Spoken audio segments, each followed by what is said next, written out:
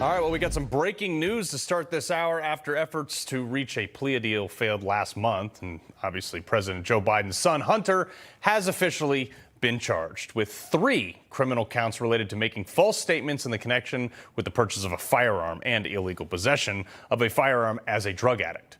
Now, the president's son faces a maximum sentence if everything goes in the worst case scenario for him of 25 years behind bars if convicted, and becomes the first child of a sitting president to be prosecuted.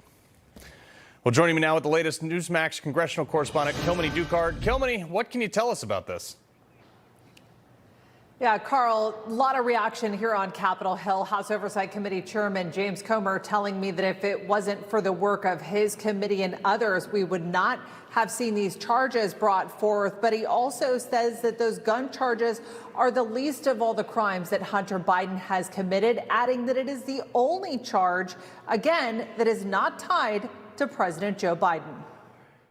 We believe the president's son's committed nearly a dozen crimes.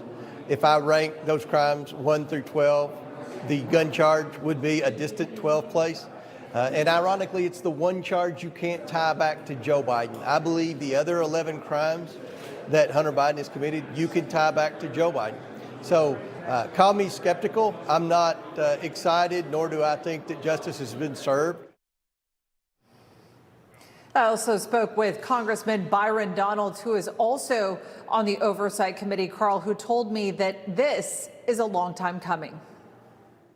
This should have happened years ago.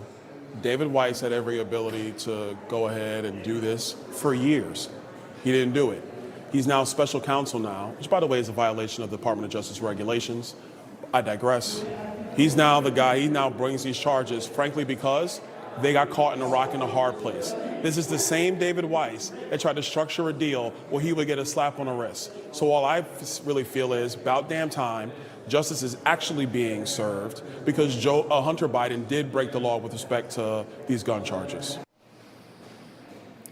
Both Chairman Comer and Congressman Donalds telling me that they'll have even more questions for the Attorney General Merrick Garland, who is set to testify here later this month on Capitol Hill, including why the statute of limitations was allowed to expire. Republican Senator Chuck Grassley, who helped lay the groundwork for, again, the Biden family investigation, tweeting that the Hunter Biden indictments are just the starting point for justice now.